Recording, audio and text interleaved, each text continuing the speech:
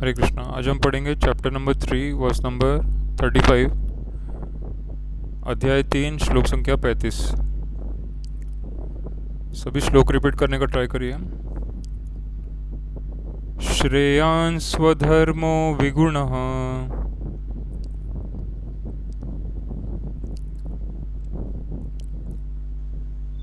श्रेयान् स्वधर्मो विगुणः परधर्मात् स्वनुष्ठितात् पराधर्मः स्वनुष्ठितात् अनुष्ठितात् स्वधर्मे निधनं श्रेयः स्वधर्मे स्वधर्मे निधनस्य परधर्मो भयावह। परधर्मो भयावः। श्रेयान् स्वधर्मो विगुणः श्रेयान् श्रेयान् स्वधर्मो स्वधर्मो विगुणः विगुणः परधर्मात् स्वनुष्ठितात् परधर्मः स्वनुष्ठितात् अनुष्ठितात् स्वधर्मे निधनं श्रेयः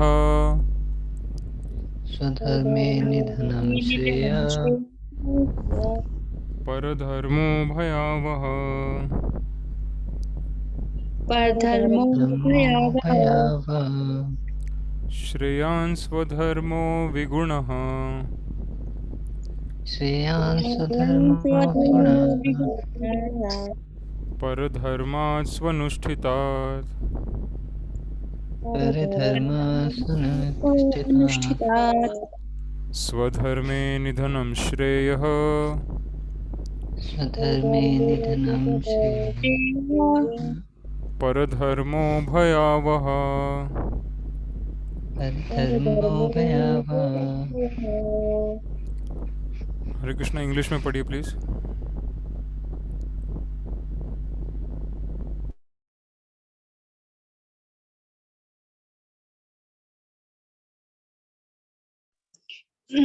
It is far better to discharge one's prescribed duties, even though they may be faulty, than another's duty.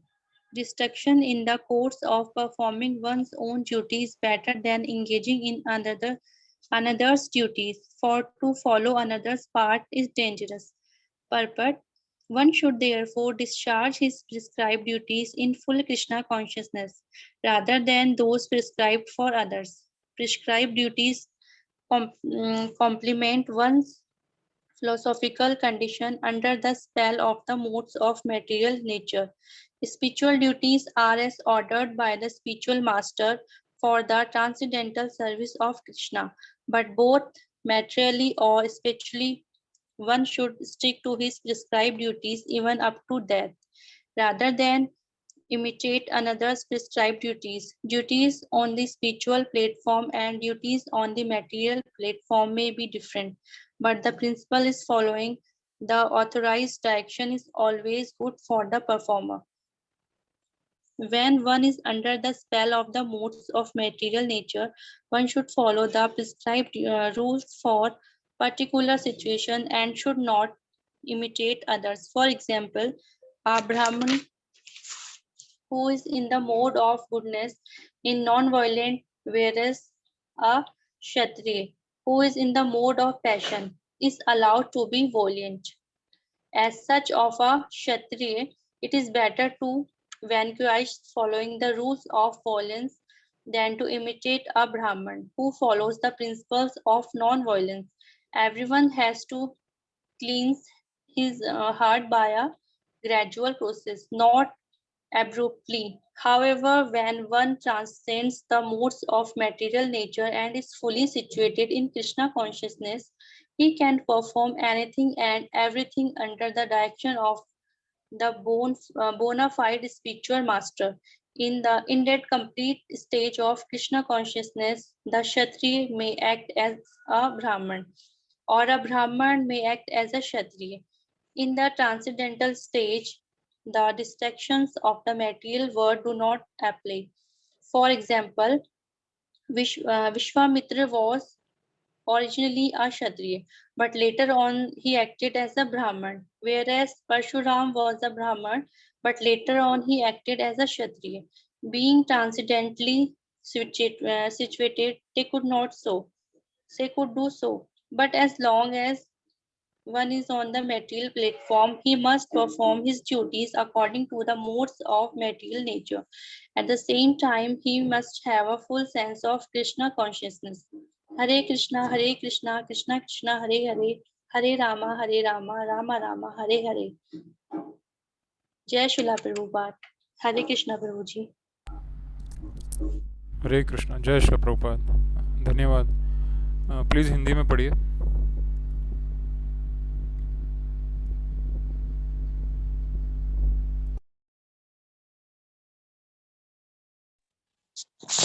प्रभु जी मैं पढ़ता हूँ.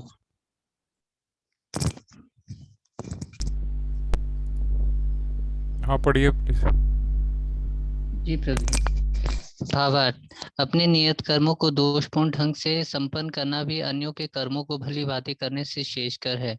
स्वयं कर्मों को करते हुए मरना पराये कर्मों में प्रवृत्त होने की अपेक्षा शेषकर है, क्योंकि अन्य किसी के मार्ग का अनुसरण भयावह होता है. तात्पर्य. अतः मनुष्य को चाहिए कि वह अन्यों के लिए नियत कर्मों की अपेक्षा अपने नियत कर्मों को कृष्ण भावनामृत में करे. भौतिक दृष्टि से नियत कर्म मनुष्य को मनोवैज्ञानिक दशा के अनुसार भौतिक प्रकृति के गुणों के अधीन आदिष्ट कर्म है. आध्यात्मिक कर्म गुरु द्वारा कृष्ण की दिव्य सेवा के लिए आदेशित होते हैं, किंतु चाहे भौतिक कर्म हो या आध्यात्मिक कर्म, मनुष्य को मृत्यु पर्यंत अपने नियत कर्मों में दृढ़ रहना चाहिए. अन्य के निर्धारित कर्मों का अनुकरण नहीं करना चाहिए.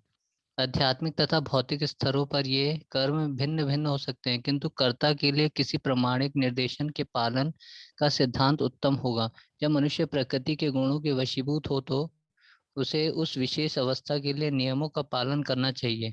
उसे अन्यों का अनुकरण नहीं करना चाहिए. उदाहरणतः सतोगुणी ब्राह्मण कभी हिंसक नहीं होता, किंतु रजोगुणी क्षत्रिय को हिंसक होने की अनुमति है. इस तरह क्षत्रियों के लिए हिंसा के नियमों का पालन करते हुए विनिष्ट होना जितना शेषकर है, उतना अहिंसा के नियमों का पालन करने वाले ब्राह्मण का अनुकरण नहीं. हर व्यक्ति को एकाएक नहीं अपितु क्रमशः अपने हृदय को स्वच्छ बनाना चाहिए. किंतु जब मनुष्य प्रकृति के गुणों को लांघकर कृष्ण भावनामृत में पूर्णतः लीन हो जाता है, तो वह प्रमाणिक गुरु के निर्देशन में सब कुछ कर सकता है. कृष्ण भावनामृत की पूर्ण स्थिति में एक क्षत्रिय ब्राह्मण की तरह और एक ब्राह्मण क्षत्रिय की तरह कर्म कर सकता है. दिव्य अवस्था में भौतिक जगत का भेदभाव नहीं रह जाता. उदाहरणतः विश्वामित्र मूलतः क्षत्रिय थे, किंतु बाद में वे ब्राह्मण हो गए. इसी प्रकार परशुराम पहले ब्राह्मण थे, किंतु बाद में वे क्षत्रिय बन गए. ब्रह्मा में स्थित होने के कारण ही वे ऐसा कर सके, किंतु जब तक कोई भौतिक स्तर पर रहता है, उसे प्रकृति के गुणों के अनुसार अपने कर्म करने चाहिए. साथ ही उसे कृष्ण भावनामृत का पूरा बोध होना चाहिए.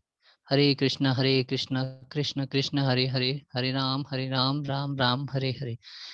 जय श्री प्रभुपाद. जय श्री कृष्ण प्रभु जी. हरे कृष्ण.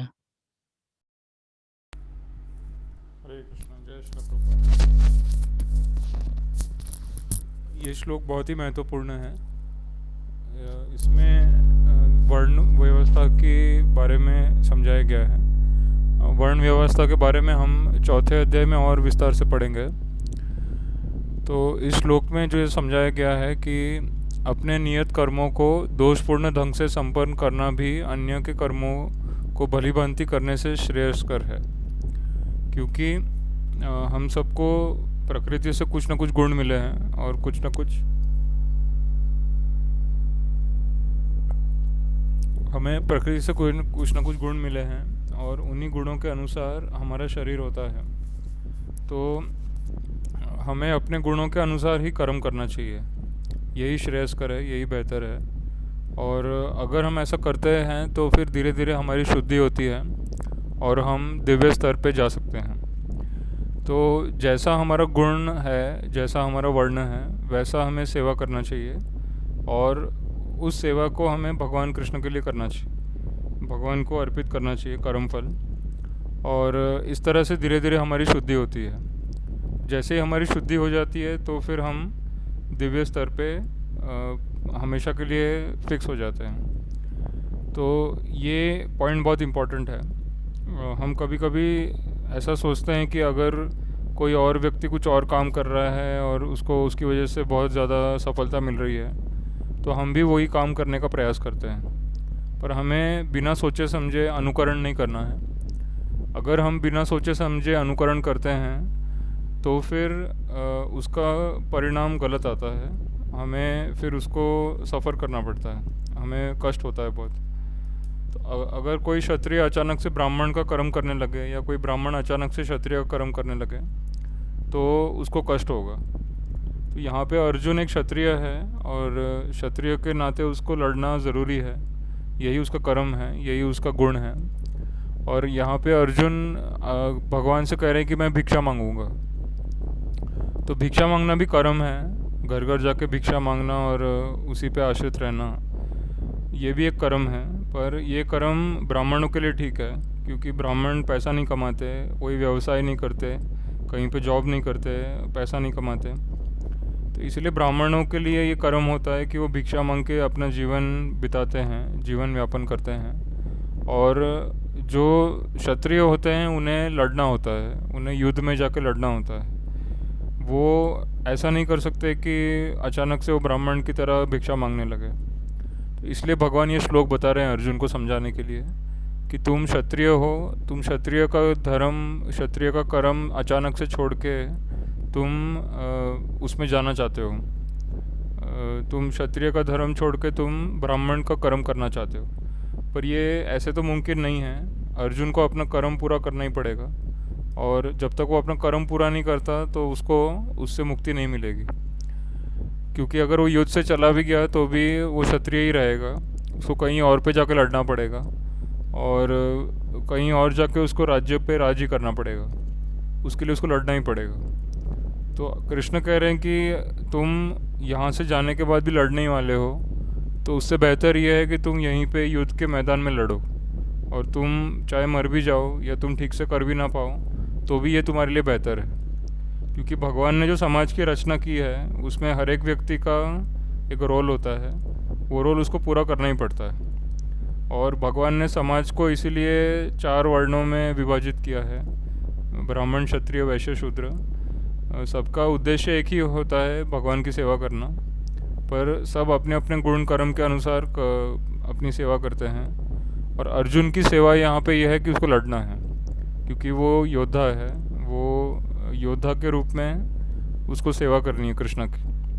और कृष्ण चाहते हैं कि जो दुष्ट राजा है इस दुनिया में, सारे दुष्ट राजा मारे जाए, और वो अर्जुन को माध्यम बनाना चाहते हैं। तो भगवान की इच्छा पूरी करने के लिए, भगवान की सेवा करने के लिए अब अर्जुन के पास एक अच्छा मौका है, तो उसे पीछे नहीं जाना चाहिए। भगवान कृष्ण सब पे कृपा करते हैं, सबको सेवा देते हैं। तो यहाँ पे अर्जुन को भी सेवा दी है कि तुम युद्ध करो, युद्ध करके मेरी सेवा करो। तो ये सेवा बहुत ही ज़्यादा इम्पोर्टेंट, और क्षत्रिय के रूप में या ब्राह्मण के रूप में या वैश्य के रूप में या शूद्र के रूप में आपको जो भी सेवा दी गई है वो आपको पूरी करनी है। तो जैसे बिजनेसमैन होता है, बिजनेसमैन भी कृष्णा की सेवा कर सकता है, वो कृष्णा के लिए बिजनेस कर सकता है। जो शूद्र है वो फिज़िकल काम करते हैं, तो शूद्र भी कृष्णा के लिए कुछ फिज़िकल काम कर सकते हैं। और क्षत्रिय जो होते हैं वो एडमिनिस्ट्रेशन का, मैनेजमेंट का काम करते हैं, तो वो भी कृष्णा के लिए कर सकते हैं। और जो ब्राह्मण होते हैं उनको कृष्णा का ज्ञान होता है, गीता का, भागवत का ज्ञान होता है, वेदों का ज्ञान होता है। तो ब्राह्मण जो है इसी ज्ञान को सभी समाज में सभी वर्णों को वो दे सकते हैं। तो हर एक वर्ण का एक उद्देश्य होता है, भगवान ने हर एक व्यक्ति को एक ख़ास पर्पस के लिए बनाया है, और उस पर्पस को ध्यान में रखते हुए हमें सब कुछ करना है। तो फिर धीरे धीरे हम दिव्य पद पे चले जाते हैं, और एक बार हम दिव्य पद पे चले गए फिर हम कोई भी कार्य कर सकते हैं, क्योंकि जो भक्त होता है उसमें सारे अच्छे गुण होते हैं। फिर भक्त भगवान की सेवा के लिए किसी भी वर्ण का काम कर सकता है, वो ब्राह्मण का काम भी कर सकता है, क्षत्रिय का काम भी कर सकता है, वैश्य का काम भी कर सकता है, शूद्र का काम भी कर सकता है। तो भक्त जो होता है वो दिव्य स्तर पे होता है, और दिव्य स्तर पे होते हुए वो भगवान के लिए कुछ भी कर सकता है। पर जब तक हम अपने दिव्य स्तर तक नहीं पहुंचते, हम लोग सारे कर्मों से मुक्त नहीं हो जाते, हम लोग जब तक हम पूरी तरह आध्यात्मिक स्तर पे नहीं स्थापित हो जाते, तब तक हमें अपने अपने गुणों के अनुसार, अपने वर्ण के अनुसार ही काम करना चाहिए। हमें आर्टिफिशियली किसी और का काम कॉपी नहीं करना चाहिए, तो फिर वो प्रॉब्लम क्रिएट करेगा, फिर हम मुक्त नहीं हो पाएंगे, हम और फंस जाएंगे माया के अंदर। तो ये बहुत समझने वाली बात है। हमें अपना खुद का नियत कर्म करना है अपने गुणों के अनुसार, और भगवान के लिए करना है। भगवान के लिए करेंगे तो फिर हम धीरे धीरे दिव्य पद पे चले जाते हैं। फिर दिव्य पद पे जाने के बाद हम हर तरह से भगवान की सेवा कर सकते हैं। तो ये इसका तात्पर्य है। तो यहाँ पे कोई क्वेश्चन या डाउट है तो पूछ सकते हैं।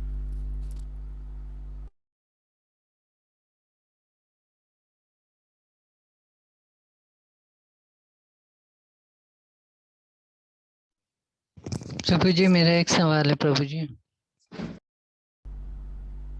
हाँ बोलिए। प्रभु जी मेरा एक सवाल है। हाँ बोलिए बोलिए।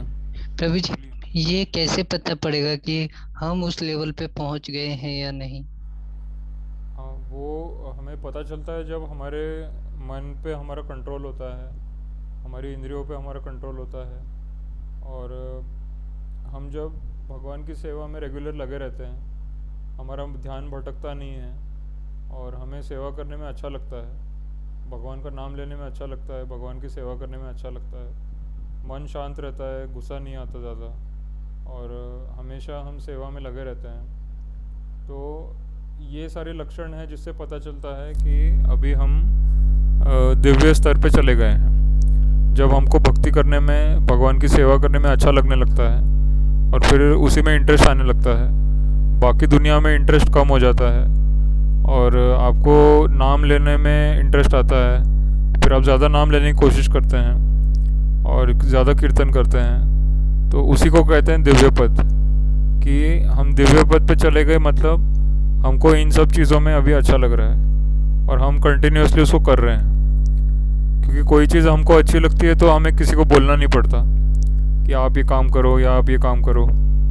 जब हमको वो काम अच्छा लगता है, जब हमको भगवान की सेवा अच्छी लगती है, तो फिर हम अपने आप करते हैं और किसी को बोलना भी नहीं पड़ता। तो यही लक्षण है कि आप अभी दिव्य स्तर पे चले गए हो, और दिव्य स्तर पे जाने के बाद फिर भगवान की सेवा के लिए आप कुछ भी कर सकते हो। फिर आप रुकोगे नहीं, आप स्टॉप नहीं करोगे, आप भगवान की सेवा करते रहोगे अपने आप, किसी के बोले बिना। तो इसी को दिव्य पद बोलते हैं, और उस दिव्य पद पे जो होता है उसके ये लक्षण है।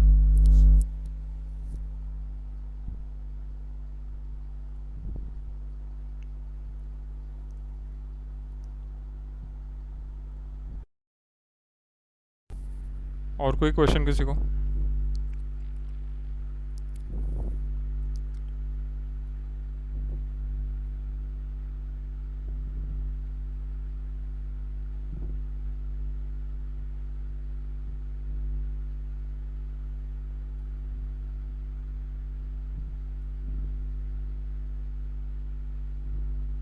नहीं है प्रभु जी। ठीक है। हरे कृष्णा प्रभु जी। हरे कृष्णा। हाँ, कोई क्वेश्चन है आपका? जी हाँ बोलिए। प्रभु जी, ये चतुर्मास मिल्क फास्टिंग का बता दीजिए थोड़ा सा प्रभु जी। हाँ, मिल्क फास्टिंग का मैं ग्रुप में हमने डाला था, मैं फिर से आपको भेज दूंगा अलग से। अभी गीता में श्लोक से रिलेटेड कोई क्वेश्चन है तो पूछ लीजिए आप। नहीं है प्रभु जी। ठीक है, तो हम अगला श्लोक पढ़ेंगे।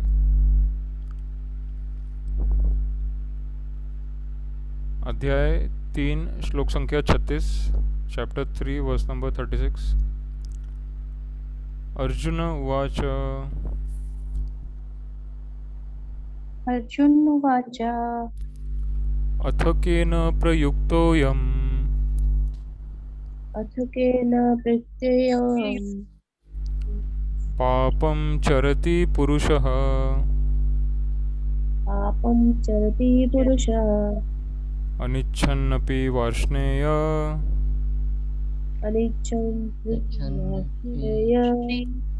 बलादिव नियोजित।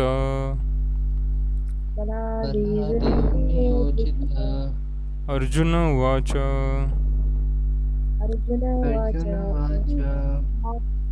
अथ केन प्रयुक्तोऽयम् अथ केन केन प्रवृत्तोऽयम् पापं चरति पुरुषः पापं चरति चरति पुरुषः पुरुषः अनिच्छन्नपि वार्ष्णेय अनिच्छन्नपि वार्ष्णेय बलादिव नियोजित। बलादेव नियोजिता। अर्जुन उवाच अर्जुन उवाच अथ केन प्रयुक्तोऽयम् अथ अथ केन केन प्रयुक्तोऽयम् प्रयुक्तोऽयम् पापं चरति पुरुषः पापं पापं चरति चरति पुरुषः पुरुषः अनिच्छन्नपि वार्ष्णेय अनिच्छन्नपि वार्ष्णेय बलादिव नियोजित। बलादेव नियोजिता। हरे कृष्णा। प्लीज इंग्लिश में पढ़िए ट्रांसलेशन और perfect. Arjun said, O descendant of Krishna, by what is one impelled to sinful acts, even unwillingly, as if engaged by force? Purport: a living entity, as part and parcel of the Supreme, is originally spiritual, pure, and free from all material contaminations. Therefore, by nature, he is not subjected to the sins of the material world, but when he is in contact with the material nature, he acts in many sinful ways without hesitation, and sometimes even against his will. As such, Arjun's questions to Krishna is very sanguine as to the perverted nature of the living entities. Although the living entity sometimes does not want to act in sin, he is still forced to act. Sinful actions are not, however, impelled by the supersoul within, but are due to another cause, as the Lord explains in the next verse. Hare Krishna, Krishna Krishna, Hare Ram, Ram Ram, Hare Hare. शिला प्रभुपाद की जय। हरे कृष्णा प्रभु जी। हरे कृष्णा। शिला प्रभुपाद की जय। Please Hindi में पढ़िए। हरे कृष्णा प्रभु जी, पढ़ती हूँ। अर्जुन ने कहा, हे वृषभर्षि, मनुष्य न चाहते हुए भी पाप कर्मों के लिए प्रेरित क्यों होता है? ऐसा लगता है कि उसे बलपूर्वक उनमें लगाया जा रहा हो। तात्पर्य: जीव आत्मा परमेश्वर का अंश होने के कारण मूलतः आध्यात्मिक, शुद्ध एवं समस्त भौतिक कल्मशों से मुक्त रहता है।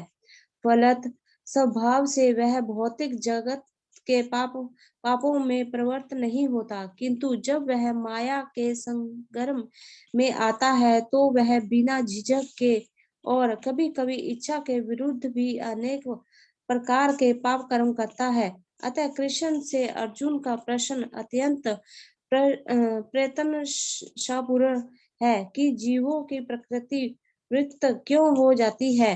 यद्यपि कभी कभी जीव कोई पाप नहीं करना चाहता, किंतु उसे ऐसा करने के लिए बाध्य होना पड़ता है, किंतु ये पाप कर्म अंतर्यामी परमात्मा द्वारा प्रेरित नहीं होता, अपितु अन्य कारण से होता है, जैसा कि भगवान अगले श्लोक में बताते हैं।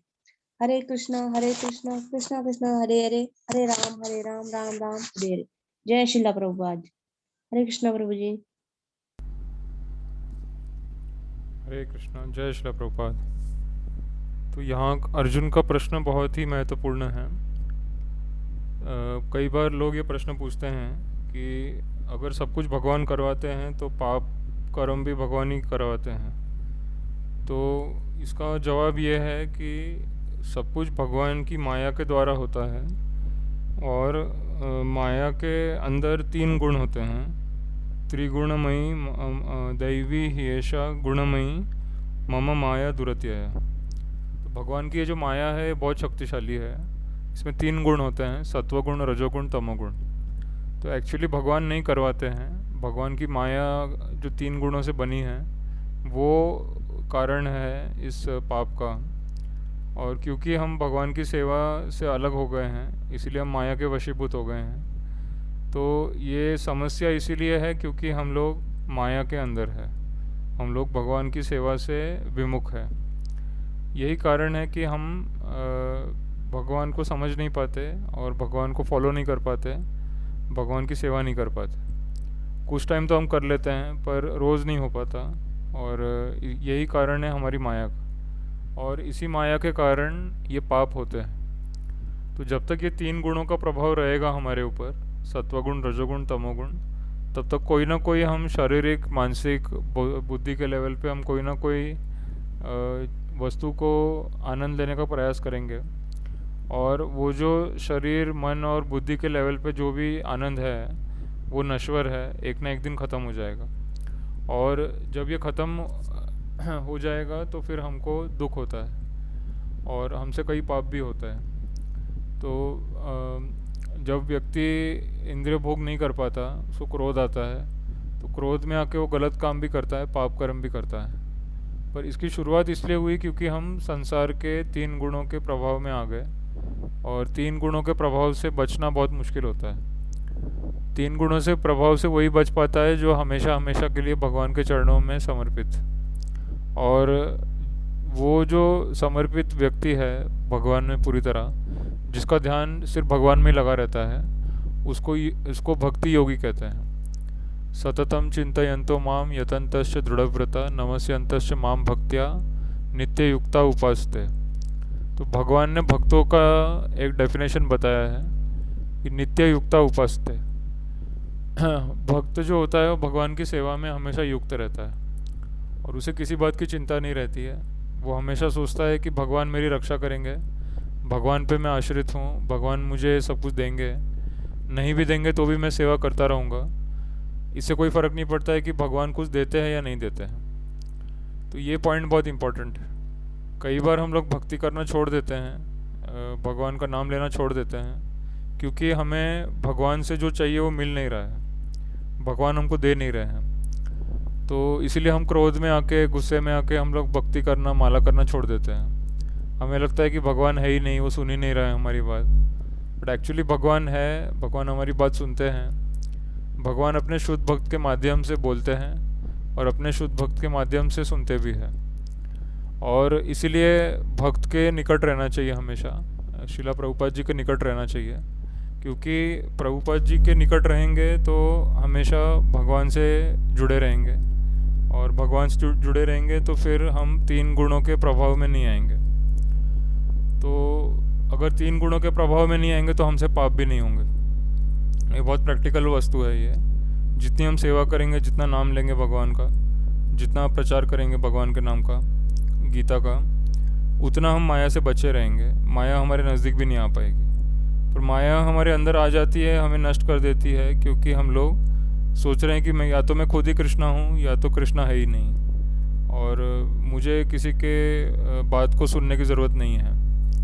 तो ऐसे विचार जब आते हैं तो हम माया के वशीभूत हो जाते हैं, और जैसे ही हम माया के वशीभूत होते हैं तो हमसे बहुत सारे पाप होते हैं। तो यही मेन कारण है। अब भगवान अगले श्लोक में बताएंगे इसका रीज़न कि वो कौन सी ताकत है या कौन सी पावर है जो मनुष्य को पाप करने के लिए प्रेरित करती है। और वो जो शक्ति है, अगर भगवान की शरण में हम चले गए तो फिर वो शक्ति हम पे काम नहीं कर सकती, क्योंकि माया भी भगवान के आगे शीश झुका के, आंखें झुका के खड़ी रहती है। तो माया जो है वो भगवान की सेवा कर रही है, वो दुष्टों को कष्ट दे रही है, भगवान की सेवा में लगी है, पर डायरेक्ट भगवान के कांटेक्ट में माया नहीं आती है। तो इसलिए जो माया से मुक्त हो जाता है वो हमेशा के लिए भगवान की सेवा में चला जाता है, भगवान के चरणों में समर्पित हो जाता है। फिर माया और उसके 3 गुण उसको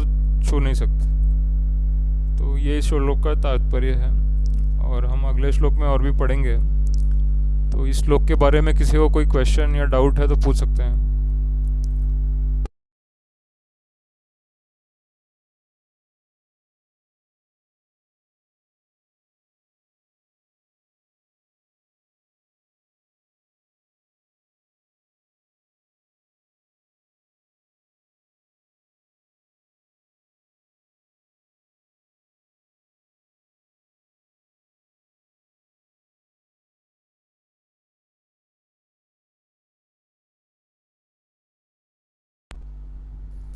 कोई क्वेश्चन नहीं है किसी को?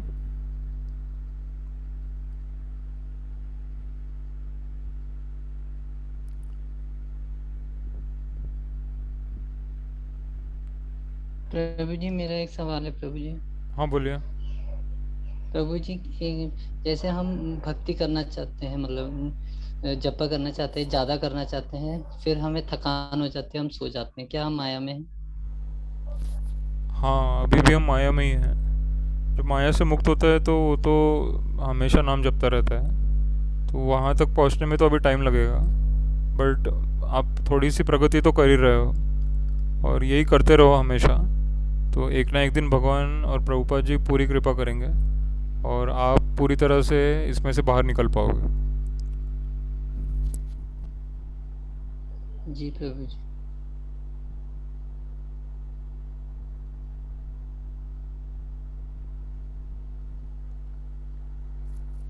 आपको हाँ, कृष्ण हरे प्रभु। कृष्णा। कोई क्वेश्चन है किसी को? जी नहीं बोली थी जैसे हाँ बोलिए।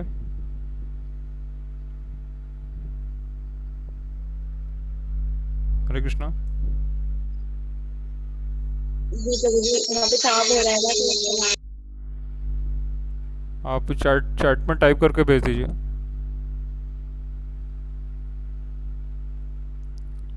तब तक किसी और को क्वेश्चन है तो पूछ सकते हैं।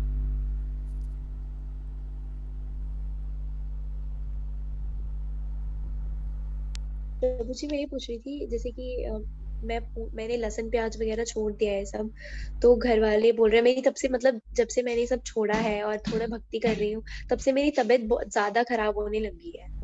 तो मम्मी वगैरह सब बोल रहे हैं कि मत कर ये सब, मत छोड़, क्या पागलपंती हो गई है, मतलब मत छोड़ ये सब, वैसे भी कर ले पूजा पर छोड़ वोड़ मत कुछ भी, जैसे मतलब आपने लहसुन प्याज चाय।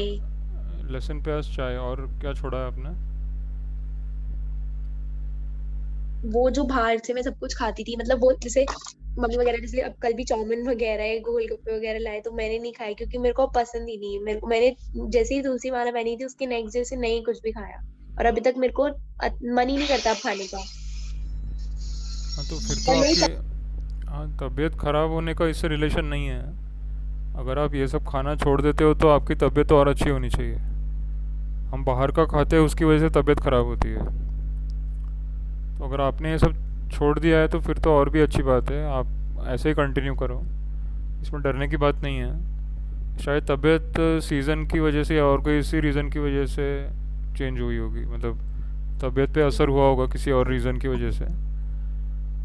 तो आप चिंता मत करिए, मतलब आप भक्ति करते रहिए और आपकी हेल्थ तो और अच्छी हो जाएगी, आपकी लाइफ और लंबी हो जाएगी अगर आप बाहर का खाना छोड़ देंगे, नेचुरल खाना खाएंगे, फ्रूट्स, वेजिटेबल्स, स्प्राउट्स और सिंपल खाना खाएंगे, तो फिर आपकी लाइफ और लंबी हो जाएगी।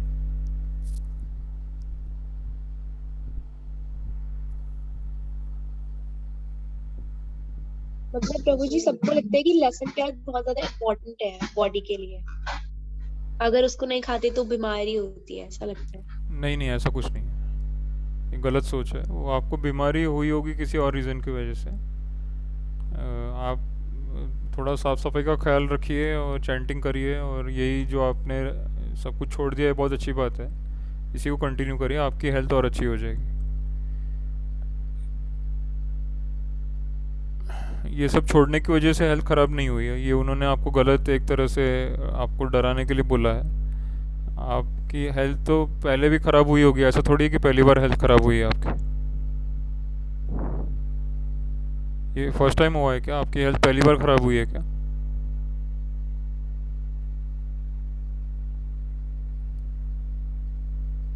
हरे कृष्णा, आपसे क्वेश्चन है मेरा ये, आपकी हेल्थ पहली बार ख़राब हुई है क्या? जी प्रभु जी इससे पहले मतलब इतना ज्यादा, मतलब बार बार ही कोल्ड हो रहा है, बार बार थोड़े थोड़े दिन में। कोल्ड हो रहा है तो कोल्ड कोई बहुत बड़ी बात नहीं है, वो तो ठीक हो जाएगा। मतलब ऐसा कोई सीरियस प्रॉब्लम नहीं हो रहा है ना आपको? जी मतलब कोल्ड हो रहा है, खांसी जुकाम बार बार हो रहा है और आईज में बहुत ज्यादा पेन हो जाता है मेरी। आईज में पेन हो जाता है। तो फिर अच्छा, मैं जैसे वैसे मैं रीड करती रहती हूँ तो बोलती है अब 24 घंटे मत पढ़ा कर, ये मत नहीं किया हाँ, तो कर, वो तो मतलब थोड़ा सा बोलती है। 24 घंटे मत करो, मतलब इतना ज़्यादा मत करो। बॉडी अगर आपकी नहीं उसको ले पा रही है तो इतना ज़्यादा मत करो, बट भक्ति करना स्टॉप नहीं करना है, और जो आपने छोड़ दिया उसको वापस स्टार्ट मत करना। हो सके तो थोड़ा रेस्ट ले लो अच्छे से, बाकी कर लो आप, बट ये जो छोड़ दिया उसको वापस स्टार्ट मत करना। जी प्रभु। ठीक है, तो आज हम यहीं रुकेंगे। अगला श्लोक हम कल पढ़ेंगे। ग्रंथराज श्रीमद् भगवद गीता यथारूप की जय। जगत गुरु श्रील प्रभुपाद की जय। हरे कृष्णा कृष्ण कृष्णा हरे हरे, हरे राम राम राम हरे हरे।